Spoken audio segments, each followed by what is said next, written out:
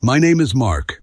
I'm 39 years old, and until a few months ago, I would have told anyone that my marriage was comfortably boring, not exciting, not passionate. Definitely not the kind of marriage people write Reddit posts about. Just normal. Rachel and I had been married for 11 years.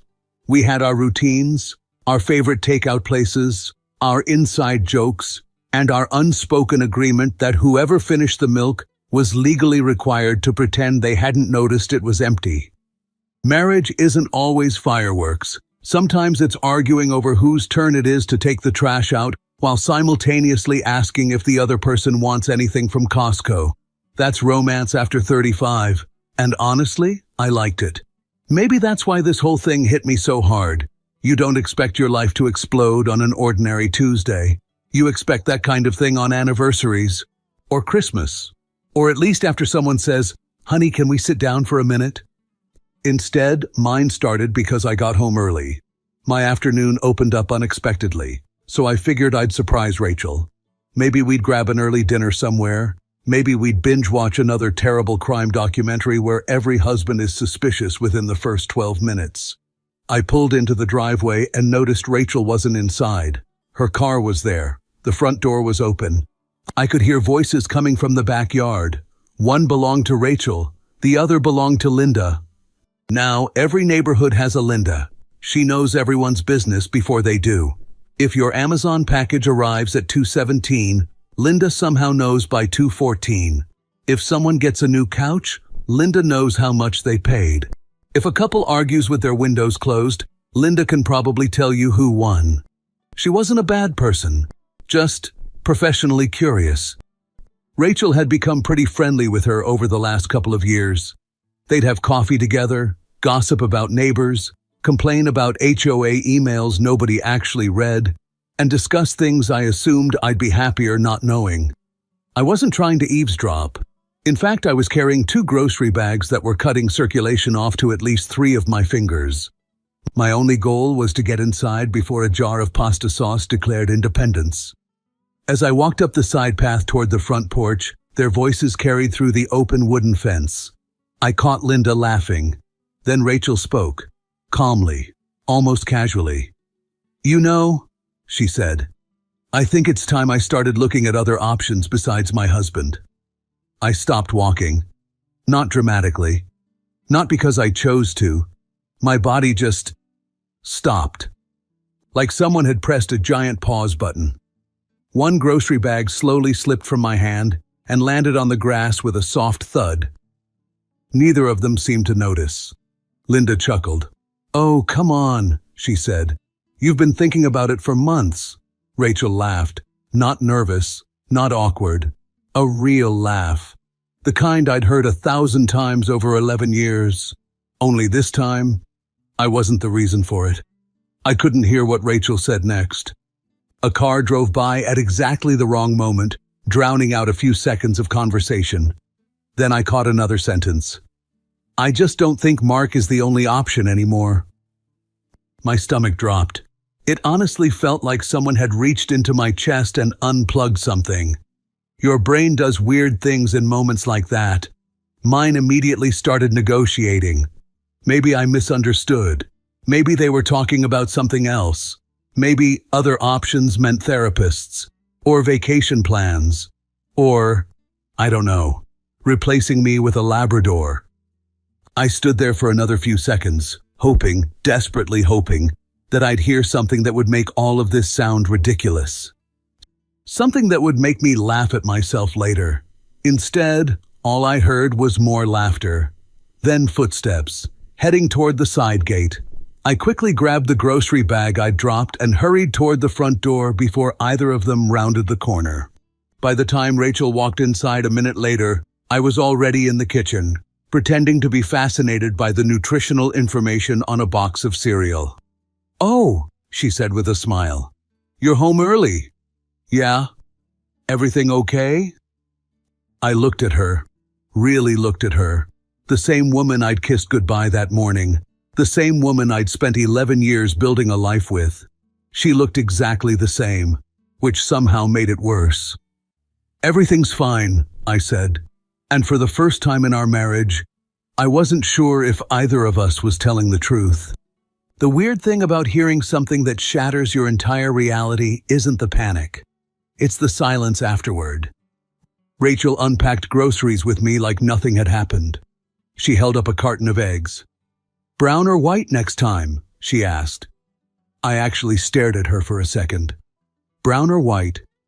"Lady, 5 minutes ago I accidentally overheard you shopping for a replacement husband, and now we're holding a board meeting about poultry." Whichever's cheaper," she nodded. "Good. The brown ones were on sale." Fantastic. Our marriage was apparently ending, but at least we were saving $2 on eggs.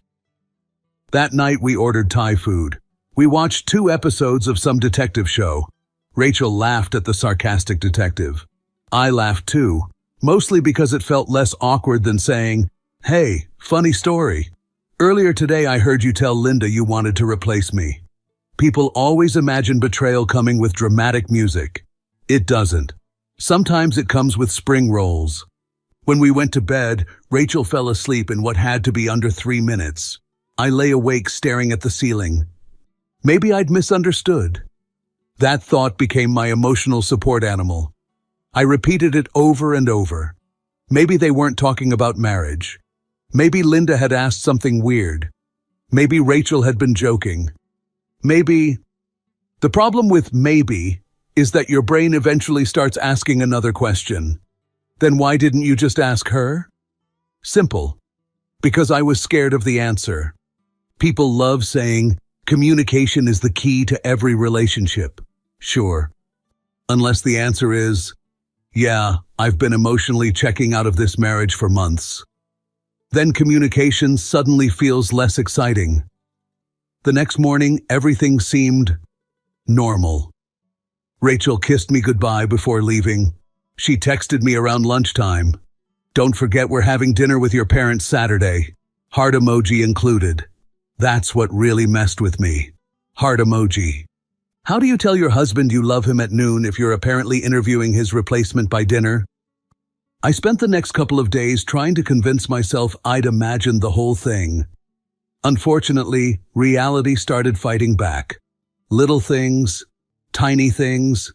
Individually, they meant nothing. Together, they started forming a picture. Rachel suddenly became extremely protective of her phone. Now, she'd never left it lying around carelessly before, but this was different. If she got a notification while cooking, she'd wipe her hands immediately before picking it up. If I walked behind the couch while she was scrolling, the screen tilted away almost automatically. Not dramatically, smoothly, like muscle memory. One evening, I sat beside her while she was texting. The second I leaned back, her thumb hit the home button. Conversation gone. "Who are you talking to?" I asked casually. "My cousin." "Emily?" "No." A tiny pause. "Sarah." Interesting. She only had one cousin named Sarah. And she'd spent the last 10 years complaining that Sarah never answered texts. Apparently, Sarah had undergone a miraculous personality transformation. I'd notice when she smiled at her phone. I'd subconsciously count how long she stayed in the bathroom. I hated that version of myself. I'd always been one of those guys who laughed at husbands secretly checking locations or reading text messages. Either trust your wife or leave, I'd tell people. Look at me now. One overheard conversation later, and I was mentally timing bathroom visits like an FBI surveillance team. Life comes at you fast. Then came Thursday. Rachel left for the gym around 6. Nothing unusual, except she'd forgotten something. Her iPad. It was sitting on the coffee table, face up, charging. I noticed it because the screen lit up with a notification. It disappeared before I could read it. I looked away immediately, then looked back, then looked away again. I actually argued with myself out loud. No. I shook my head. Don't be that guy. I walked into the kitchen, opened the refrigerator, closed it, walked back. The iPad was still there, completely innocent, completely silent, almost mocking me. I told myself I trusted my wife. Then another voice answered, "Did you?" Because if you trusted her, why was your heart still racing every time you remembered what she'd said to Linda? I stared at the tablet for what felt like an hour. It was probably 30 seconds, maybe less. Finally, I took a deep breath. I just need to know whether I'm losing my mind, I whispered. I wasn't looking for proof she'd cheated. I wasn't even looking for evidence of anything. I just wanted one thing: to find out whether the conversation I'd overheard had been exactly what it sounded like, or whether I was about to become the biggest idiot in America for doubting the woman I'd loved for 11 years. I wish I could tell you I walked away, that I chose trust, that I was the bigger person. I didn't. I picked up the iPad. My hands were actually shaking because I was terrified of what I might find. Rachel and I had always known each other's passcodes, not as some romantic, we have no secrets gesture, more out of convenience. Can you answer that text while I'm driving? Can you order pizza? Can you check the weather? It was one of those little marriage things you never really think about. Until you do. I typed in the code. The screen unlocked. For one brief, beautiful second, everything looked perfectly normal. Photos, calendar, streaming apps, recipe app she downloaded and used exactly once. I almost laughed at myself. See? You're an idiot, Mark. Congratulations. You've officially become one of those paranoid husbands who deserve to get roasted on Reddit. I was literally about to lock the screen when something caught my eye. Safari. Normally I would have ignored it. Instead, I opened it. No particular reason. Just curiosity. The browser opened to a blank page. History cleared. Completely. That was odd. Rachel wasn't the kind of person who cleared browser history. She wasn't 80 years old trying to hide that she'd accidentally Googled Facebook.com. She barely knew browser history existed. I frowned. Then I tapped the address bar. Autofill dropped down. At first I didn't understand what I was looking at. Then I read the suggestions. Hinge.com, Bumble.com, Tinder.com. I stared at the screen. No way. These sites don't magically appear. Your browser remembers places you visited. My stomach tightened.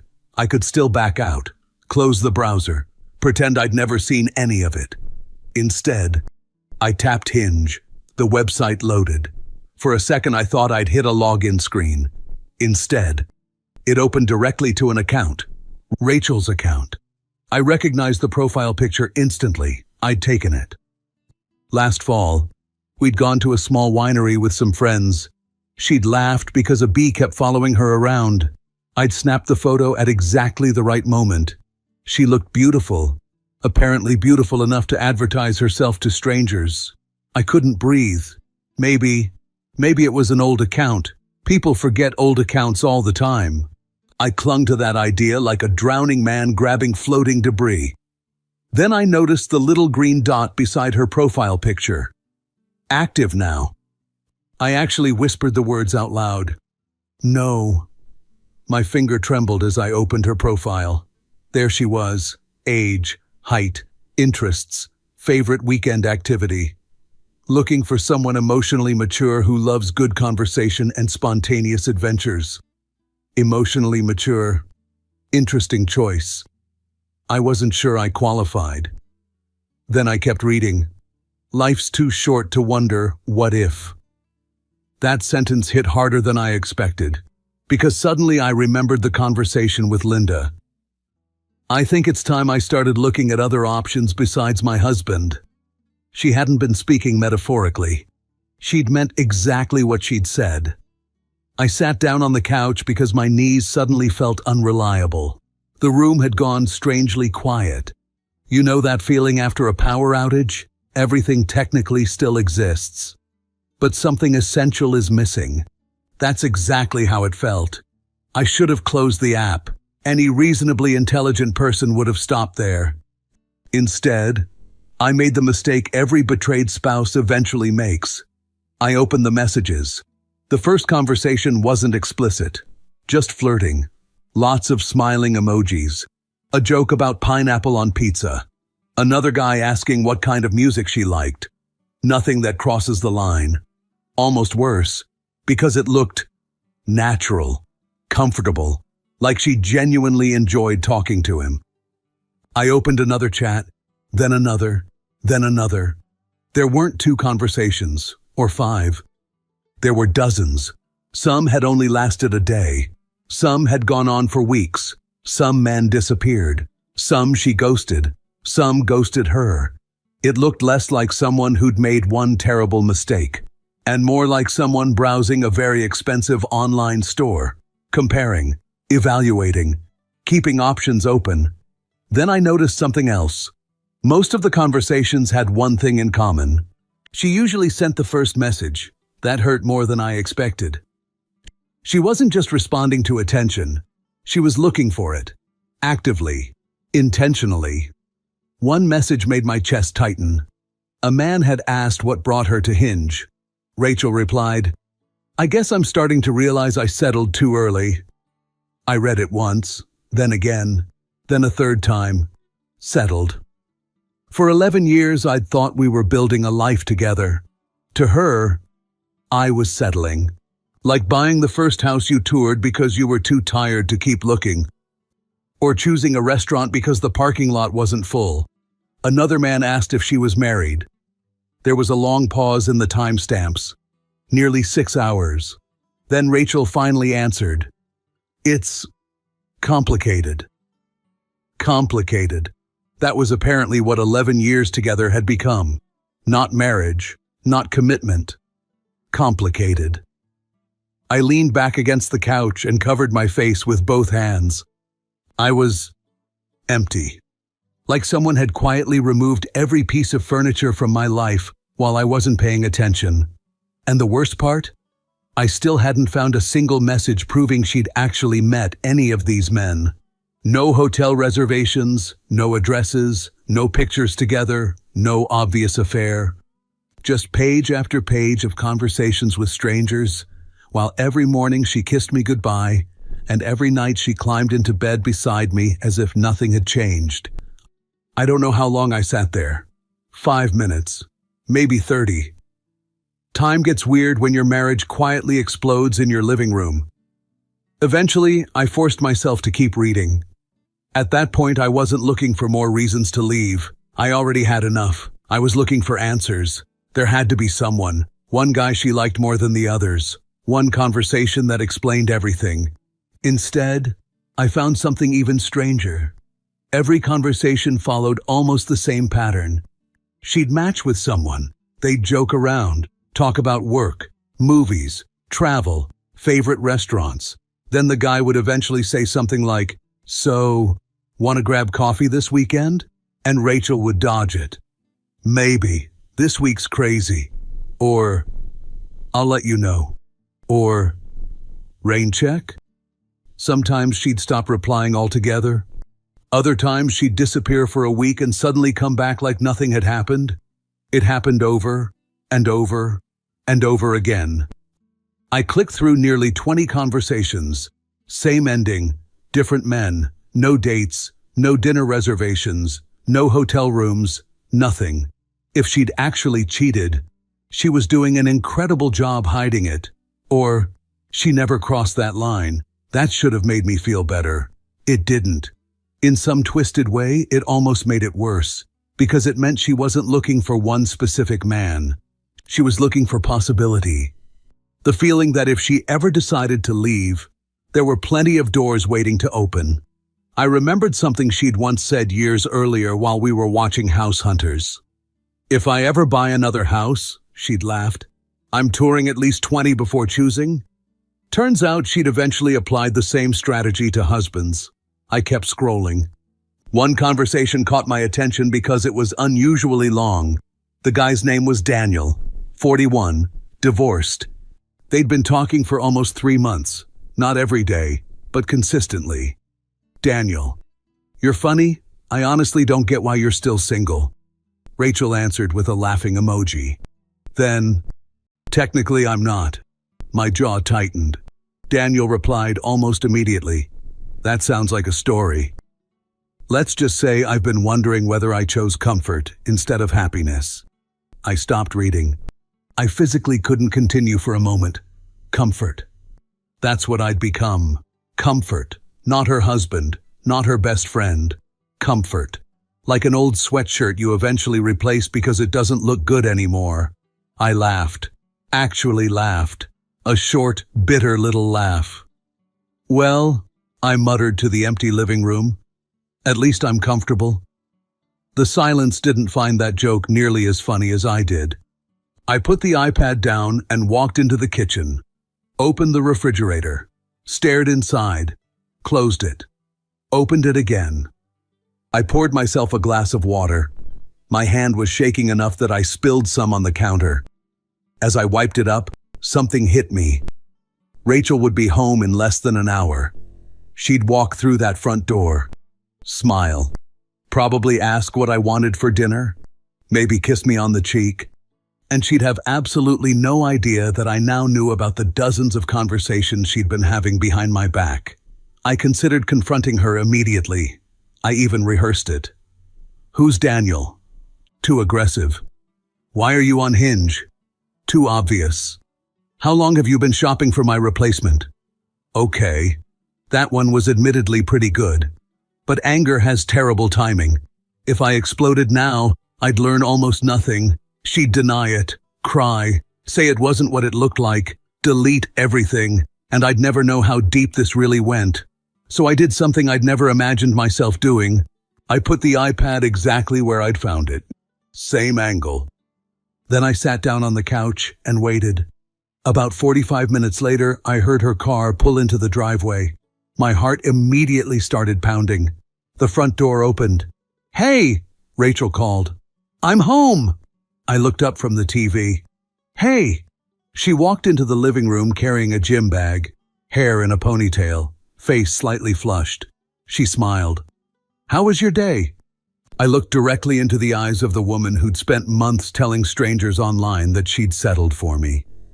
"It was interesting." She laughed. "That's mysterious. You know me." She walked over, leaned down, and kissed me on the forehead. A completely natural gesture, one she'd probably done 1,000 times. Then she noticed the iPad.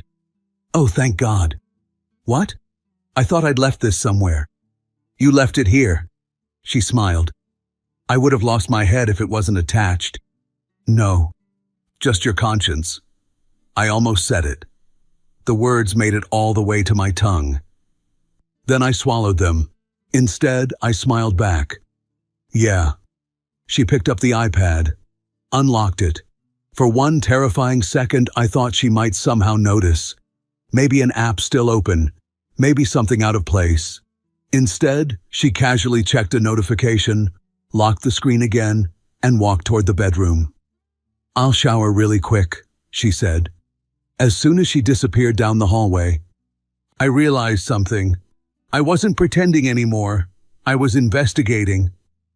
And somehow, that scared me almost as much as what I'd found on that iPad. For the next 4 days, I became an actor. Apparently, I was pretty good at it. I laughed at the right moments, asked Rachel how her day had been, watched movies with her, complained about gas prices. The strange thing was, Rachel didn't seem nervous. She wasn't acting like someone afraid of getting caught. If anything, she seemed happier than she'd been in months. She hummed while making breakfast, started working out more consistently, even suggested we take a weekend trip sometime. "You know," she said one evening, "just the two of us." I almost choked on my coffee. The two of us? Interesting strategy. Window shopping for a new husband while planning a romantic getaway with the current model. Every night after she fell asleep, I'd lie awake trying to understand what exactly I was grieving. Had she cheated? Maybe not. Did she want to? I wasn't sure. But one thing became impossible to ignore.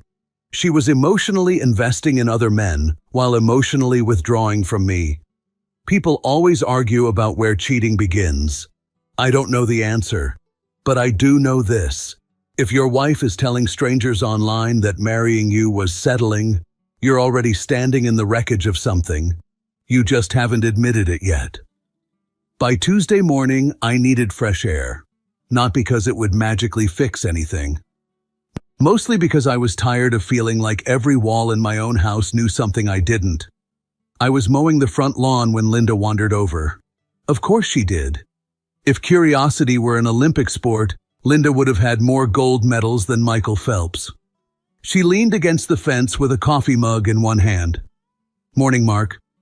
"Morning." She watched me finish a pass with the mower. "Looks good." "Thanks." Silence. I figured that was the end of the conversation. I underestimated Linda. She waited exactly 7 seconds before speaking again. "So, Rachel seems happier lately?" I forced a smile. "Yeah?" "Oh, definitely." I shrugged. "I guess." Linda nodded thoughtfully. "You know, sometimes people just need to realize they have choices." I looked at her. "What do you mean?" She took another sip of coffee. "I mean, nobody should stay somewhere just because it's familiar." Something about the way she said it made my stomach tighten. Was she fishing? Testing me? Did she know I'd overheard them? I decided to gamble. "I suppose," Linda smiled. "You've taken all of this surprisingly well." Every muscle in my body froze. "Taken what well?" She blinked, then frowned slightly. "Oh." There was a pause. A long one. The kind where both people suddenly realize they are not talking about the same conversation. Linda's expression changed almost instantly. "Oh." She looked genuinely uncomfortable. She glanced toward our house, then back at me. "I thought—" She stopped herself. "I honestly thought Rachel had already talked to you." My heartbeat was suddenly loud enough to hear. "Talk to me about what?" Linda looked like she wanted the earth to open up and swallow her whole. "Oh, Mark, I really shouldn't be the one saying anything. That sentence has never been followed by good news." I shut off the lawnmower. The sudden silence between us felt enormous. "Linda." She looked at me for several seconds. "I'm not trying to hurt you. Another pause. "I honestly thought the two of you were already dealing with it." "Dealing with what?" She lowered her voice. "Rachel's been talking for a while now about seeing what else is out there." There it was. Not one bad day, not a joke, not something I'd misunderstood. "She said," Linda continued carefully, "she wasn't sure you were the person she wanted to spend the rest of her life with." I couldn't say anything. Linda kept talking, almost nervously. "I told her not to rush into anything." "You did?" "Of course. I'm not a monster. I told her if she was unhappy, she needed to either work on the marriage or leave it." She hesitated. "But she kept saying she wanted to know whether there was someone better suited for her." Better suited. Like she was shopping for shoes, or a mattress, or a new SUV. I stared across the street without really seeing anything. Cars passed. A kid rode by on a bicycle. Somewhere a dog barked. The entire neighborhood kept moving, while my marriage quietly stopped. Linda shifted awkwardly. "I'm really sorry." I finally looked at her. "How long?" She answered almost immediately. "I don't know exactly." She thought for a second.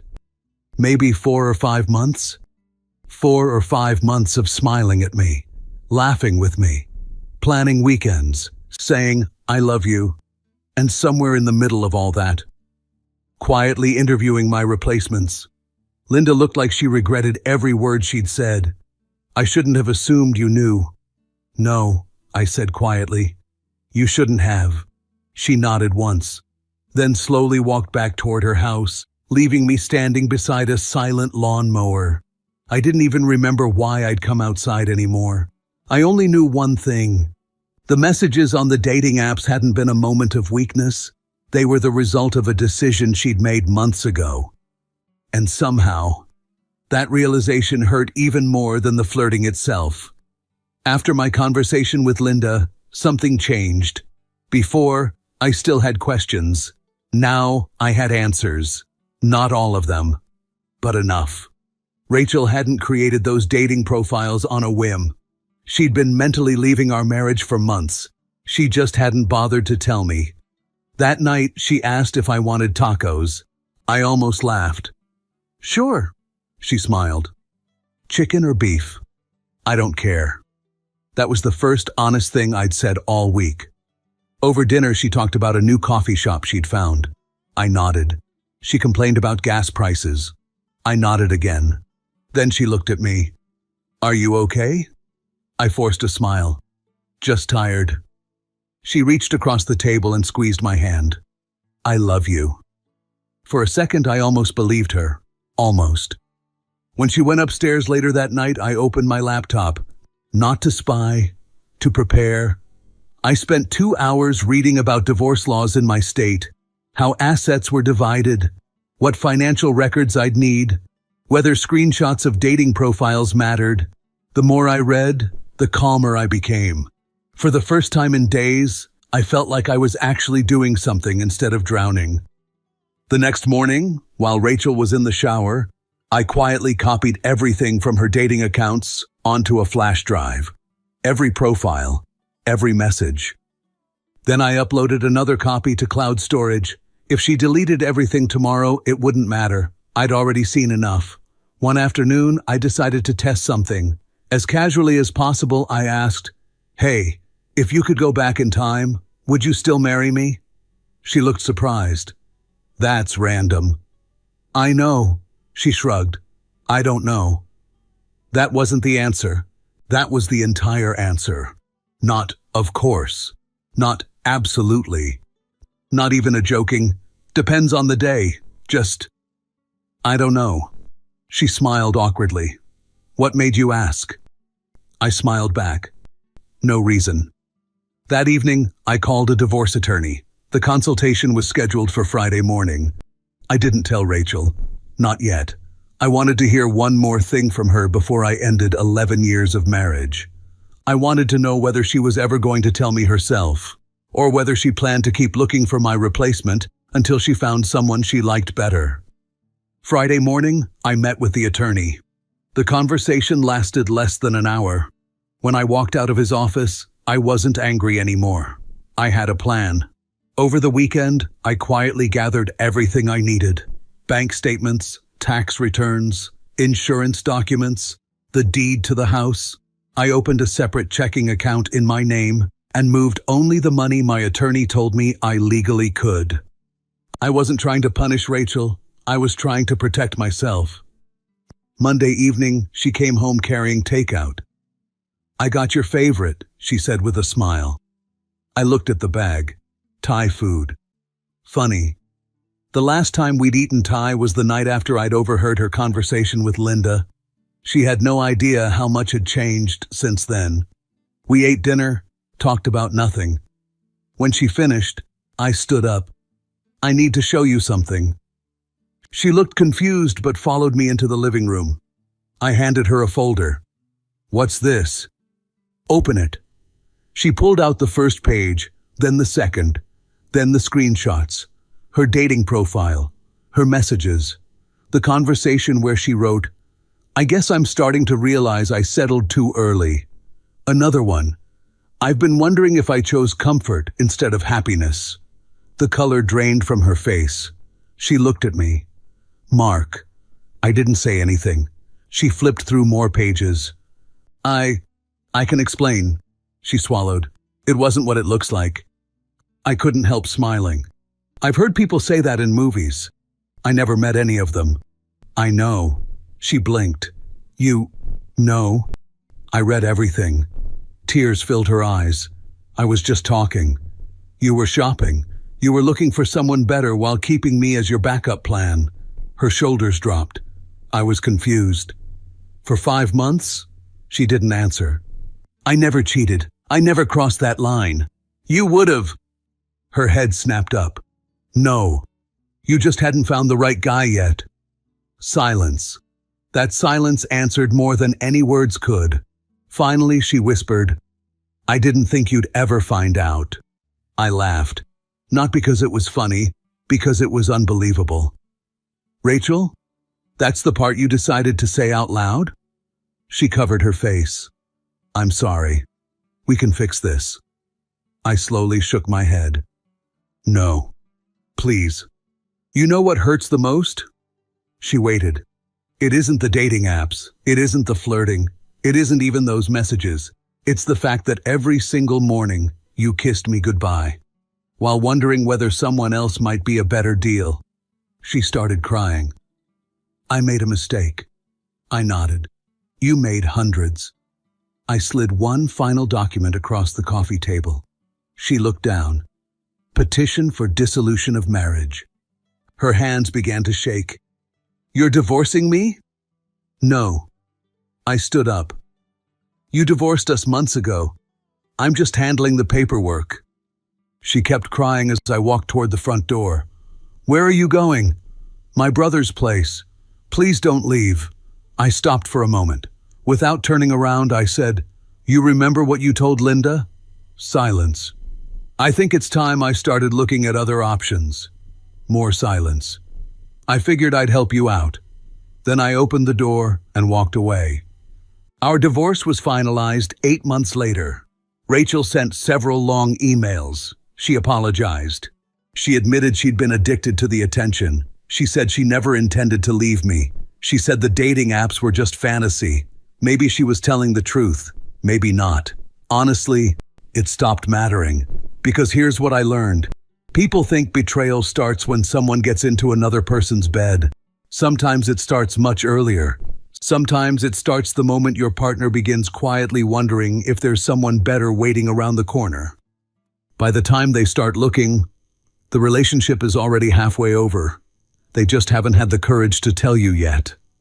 Ironically, life has a twisted sense of humor. About a year after the divorce, a couple of friends finally convinced me to try online dating. I laughed at the idea. The same kind of app that helped destroy my marriage was now supposed to help rebuild my life. It sounded ridiculous, but I gave it a shot anyway. A week later, I matched with a woman named Emma. Our first date lasted almost 5 hours.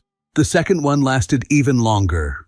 There were no games, no mixed signals, no backup plans, and no wondering whether one of us was secretly browsing for someone better while the other was paying for dinner. 3 years later, Emma became my wife. Sometimes we joke about how we met. She'll smile and say, I still can't believe we met on a dating app. And I always answer the same way. Me neither. It's funny. Rachel used those apps looking for someone better than her husband. I used one after my divorce, and somehow found the woman who became the best thing that ever happened to me. Life really does have a strange sense of humor. If you felt this story hit hard, drop a like, subscribe for more, and share your thoughts in the comments. Your support keeps Steelheart beating.